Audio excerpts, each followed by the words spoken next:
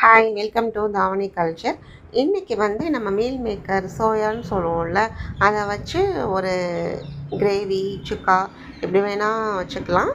நம்ம சோயாவை சுடுதண்ணியில் போட்டு 5 நிமிஷம் கழித்து எடுத்து இஞ்சி பூண்டு paste, chilli sauce, soya sauce, tomato சாஸ்லாம் சேர்த்து வெங்காயம் தக்காளி அதெல்லாம் போட்டு ஒரு சூப்பரான மீல் மேக்கர் சுக்கா கிரேவி ஃப்ரை எப்படி வேணால் வச்சுக்கலாம். இது சூப்பராக இருந்துச்சுங்க. அப்படியே சிக்கன் மட்டன் சாப்பிட்டா என்ன டேஸ்ட் இருக்குமோ அந்த மாதிரி ஒரு டேஸ்ட்டில் சூப்பராக இருந்துச்சு. இந்த மாதிரி நீங்களும் ஒரு தடவை செஞ்சு சாப்பிட்டு பாருங்கள். இது உங்களுக்கு பிடிச்சிருந்துச்சுன்னா லைக் பண்ணுங்கள், கமெண்ட் பண்ணுங்கள், சப்ஸ்கிரைப் பண்ணுங்கள், எங்களுக்கு சப்போர்ட் பண்ணுங்கள். தேங்க்யூ.